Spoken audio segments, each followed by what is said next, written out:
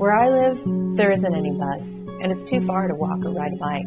Everybody drives all the time. Cars are expensive. And they break down. I don't even have a car.